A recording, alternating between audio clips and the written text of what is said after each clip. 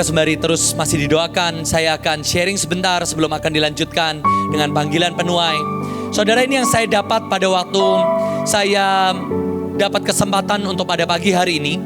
Saudara, saya ini ngelihat bagaimana banyak orang tidak stand on position. Saudara harus mengerti bahwa semua orang punya posisi. Kita akan coba belajar sebentar.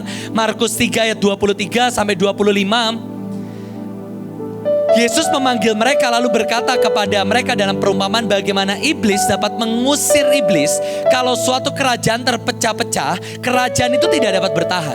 Saudara, bahkan iblis, saya ulang, bahkan iblis itu perlu unity dan perlu berdiri pada posisinya. Iblis saja tidak saling menaklukkan satu sama yang lain. Tapi mereka dengan unity, dengan persatuan, mereka menjadi suatu kerajaan yang tidak dapat dipecahkan. Saudara nangkep sampai di sini? Ayat yang ke-26, demikian juga kalau iblis berontak melawan dirinya sendiri dan kalau ia terbagi-bagi, ia tidak dapat bertahan. Nah, saya cepat di Efesus 6 ayat 11, ini ayat yang kita semua pakai dalam peperangan rohani. Di Alkitab dikatakan, kenakanlah seluruh perlengkapan senjata Allah supaya kamu dapat bertahan melawan apa? Tipu muslihat iblis. Dalam bahasa aslinya, dalam bahasa Yunani yang ditulis oleh Paulus kepada semua gereja-gereja Tuhan, adalah tipu muslihat itu dari kata metodeia. Atau artinya adalah iblis ini punya metode-metode yang membuat kita ini kena tipu muslihat. Nah, saudara, hari ini tipu muslihat atau metode apa yang iblis coba hembuskan dalam hidupmu? Pak, saya ini adalah cleaning service, Pak. Maka metode saya dapat uang kalau saya bersih-bersih dengan rapi. Nanti saya dapat PK. Kalau pemimpin saya sayang sama saya, mudah-mudahan saya bisa naik PK atau keluar negeri. Itu metode yang coba iblis berikan. Saudara, sampai sini saudara nangkep? Saya gak janjian sama Bu Iin, tapi saya ini sebenarnya nyiapin mau tentang bahasa roh. Saya ini mau siapin, saya setelah ngajar tentang bahasa roh, kita mau perang sama-sama. Tapi Tuhan bilang enggak, tentang ini. Dan saudara, kita ini punya banyak metode-metode dalam Tuhan. Saudara, saya dengan Ibu Kesia hari ini anniversary ceritanya dari kemarin ya, karena nikahnya 2 hari, bukan 2 kali ya, 2 hari, itu 2 hal yang berbeda. Nikahnya 2 hari. Nah, saudara, saya ini sungguh lihat bagaimana Ibu Kesia ini gak pernah ngikutin metode saya.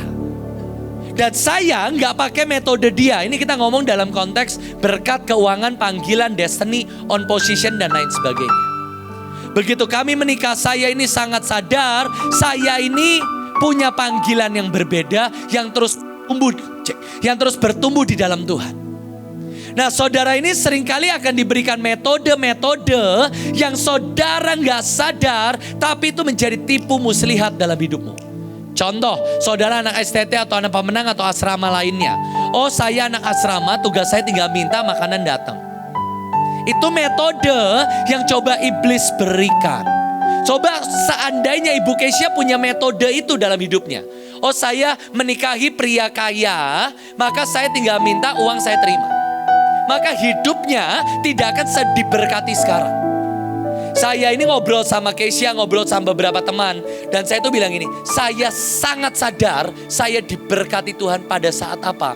Pada saat Kesia ulang tahun, Bu Iin nanya, mantu kesayangan ditanya, kamu mau hadiah apa?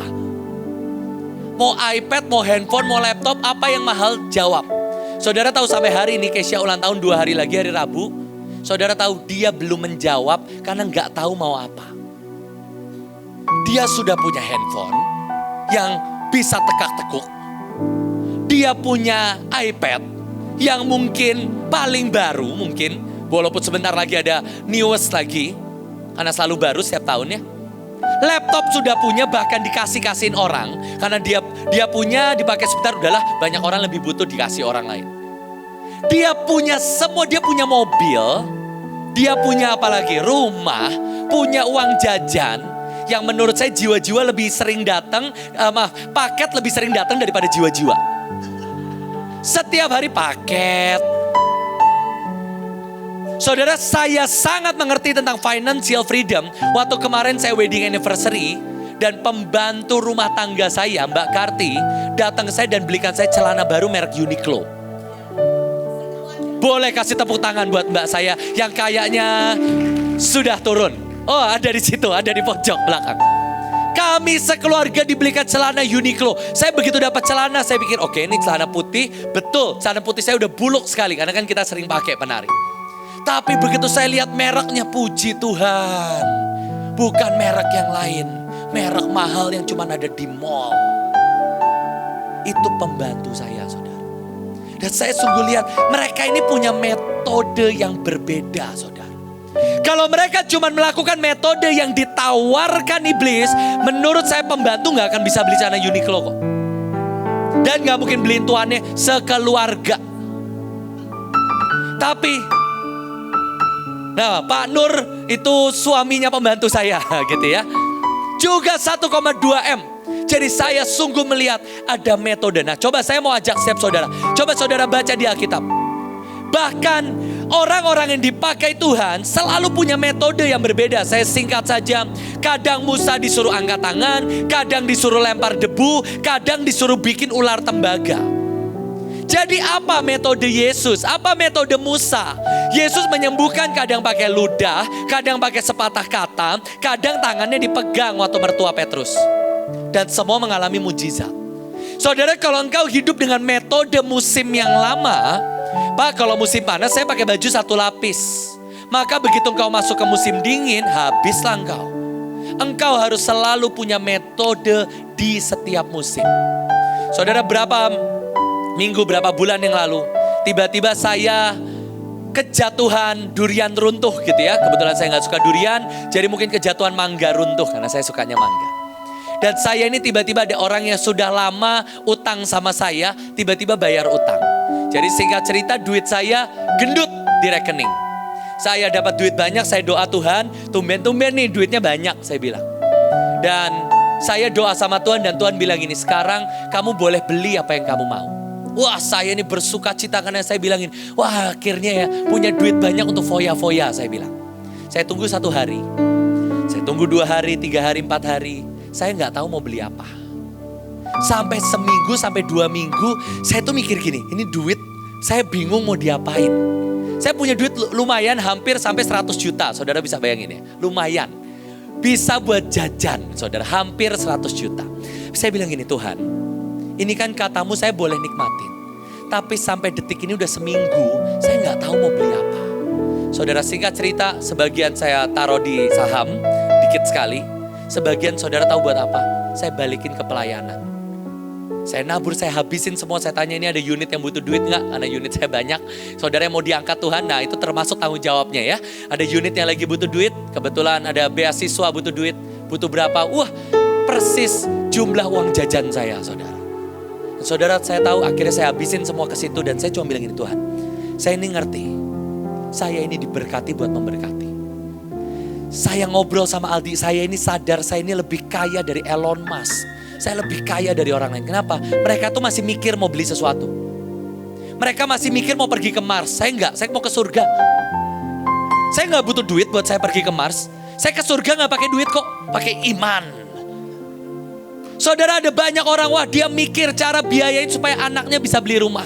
Kayak siapa? Bill Gates dan lain sebagainya. Dia harus bayar karena istrinya minta cerai. Istri saya baik-baik aja, saudara. Dan saya cuma berkata gini, Tuhan, saya tahu saya kaya. Waktu saya punya dan saya berkata itu cukup, Tuhan. Saya berkata gini, saya ngobrol sama Aldi di jalan. Saya bilang gini, semua barang tuh saya udah punya. Yang belum apa? Sisanya yang borju, yang foya-foya. Mobil Lamborghini saya belum punya, Ferrari saya belum punya. Tapi mobilnya ya ada, Venturer. Itu menurut saya mobil one of the best. Saya sempat mau beli mobil listrik. Setelah saya pikir-pikir, kenapa ya saya mau beli mobil listrik? Oh biar irit BBM. Oh ya kan BBM bukan saya yang bayar, saya bilang. Ya ngapain buat saya mobil listrik? Saya mikir, saya mau beli handphone saya bagus, ada stiker Mi, El dan Elion di sini. Saya mau apa? iPad saya punya, rumah saya punya, anak laki ada, anak perempuan ada. Yang saya semua ada. Keluarga saya punya, kakak saya punya, adik saya punya, om-om ganteng saya punya, kakak saya sendiri. Om-om kaya saya punya. Istri saya punya, pelayanan saya punya, pekerjaan saya punya. Cucu yang belum punya ya.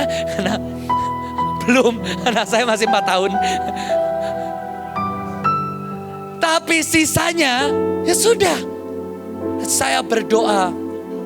Oh ya, nantilah kalau Aldi punya anak, punya cucu. Dan saya cuma melihat gini, saudara, waktu engkau tidak mengikuti metode yang iblis berikan, hidupmu akan berjalan dengan metode surga. Sebentar kau suruh angkat tangan, sebentar kau suruh menabur debu, sebentar engkau suruh patok itu ular, dan kau akan lihat kelimpahan demi kelimpahan. Kau akan lihat terobosan di keluarga, di pelayanan, di usaha. Kenapa? Engkau keluar dari metode yang iblis berikan. Makanya di Alkitab ditulis, sekali lagi saya bacakan di Efesus 6. Kenakanlah seluruh perlengkapan senjata Allah. Supaya apa? Kamu bisa ngelawan metode iblis. Anak-anak pemenang, waktu engkau berpikir, oh ya cara aku makan adalah supaya kerupukku ini laku. Supaya jualanku ini laku. Anak-anak STT, aku ini harus berkelimpahan dengan cara apa? Aku mungkin harus, apalah gak tahu caranya, metode yang iblis coba berikan. Coba doa.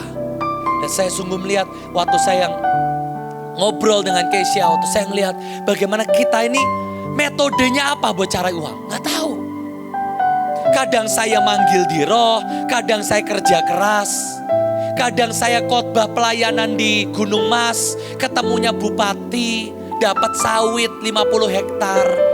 Kadang saya ketemu teman saya konseling, saya dapat saham di pameran terbesar di Indonesia sekarang. Tapi saya cuma jalan dengan metode surga. Kadang saya baik-baik sama Bu Iin, dapat uang jajan 5 juta kemarin anniversary. Lumayan kan? Cuman baik-baik loh. Ya coy, jangan nakal, jangan ngelawan dah, itu aja. Dapat uang jajan 5 juta. Coba anak STT ngelawan Bu Puji terus dah. Coba baik-baik ditransfer kamu 5 juta sama Bu Puji. Ditransfer sama Pak Samuel. Masalahnya nakal sih. Nah, saya cuma berdoa seperti ini. Saudara selesai dari tempat ini. Berdoa saudara. Jalan dengan metode surga. Iblis itu gerak dengan metode iblis. Dunia ini jalan karena metode dunia. Kamu kalau mau naik, kamu harus ikut temanmu. Kamu kalau mau kaya, kamu nyuri, atau kamu pinjol, atau kamu judi online, judol. Tapi metode surga akan membawa engkau ke dalam perjalanan-perjalanan yang supranatural. Siapa yang mau jalan dengan metode surga? Siapa yang mau berkelimpahan? Uang jajan saya buat Ibu Kesia itu cuma 2,5 juta saudara. Udah naik gaji tapi sekarang saya udah naikin gajinya. Tapi Kesia tuh jauh lebih kaya dari saya saudara. Tapi saya mau tanya, siapa yang di sini mau terima kelimpahan yang dari Tuhan? Ya saya ngaku kan. Nah, mari angkat tangan sama-sama. Itu by the way itu udah sama pampersnya Elion dan Miel loh saudara. Udah sama susu, udah sama uang makan sekeluarga 2,5 juta. Tapi cukup. Nah, itu Jehovah Jireh. Nah, karena Kesia itu suaminya, istrinya Yesus Kristus Tuhan. Haleluya. Haleluya. Maka Tuhan tanggung jawab buat istri saya. Yuk mari angkat tangan sama-sama. Karena di janji pernikahan itu saya Yesus dengan Kesia ya. Jadi Tuhan harus patungan buat uang jajan Kesia. Itu metode surga. Yuk angkat tangan. Bukan, itu metode saya, jangan diikutin. Yuk angkat tangan sama-sama. Tuhan, kami mau berjalan dengan metode surga Tuhan. Kami terlalu letih untuk berjalan dengan metode iblis, metode dunia. Dan hari ini kami memutuskan kami berjalan dengan metode surga. Metode firman, hukum-hukum Alkitab, hukum-hukum firman-Mu Tuhan. Kami tidak mau ditipu lagi Tuhan. Kami tidak mau dibohongi lagi dengan iblis. Ada cara-cara ilahi Tuhan yang akan membuat kami mengalami terobosan dan keajaiban. Hamba-Mu tidak pernah bisa cukup kata-kata untuk bersaksi dengan keajaiban-Mu. Bagaimana Engkau membawa hamba-Mu Tuhan terus naik. Terus naik, terus naik, dan Kau jamin Tuhan. Tapi hamba-Mu juga berdoa, semua yang ada di ruangan ini, bahkan yang nanti streaming, mereka juga mengalami perjalanan iman dan ilahi dengan Kau. Hidup mereka diubahkan, sebab mereka keluar dari metode iblis. Mereka keluar dari hukum-hukum iblis. Mereka keluar dari semua tipu muslihat, penipuan yang iblis buat. Tapi dia jalan dengan cara-Mu Tuhan. terima kasih Bapa. Kami terima metode surga marita roh, tangan di kepala dan hatimu Saudara. Kami terima metode ilahi, metode surgawi yang membuat kami terus naik dan tidak pernah turun. To the top, di dalam nama Yesus. Amin.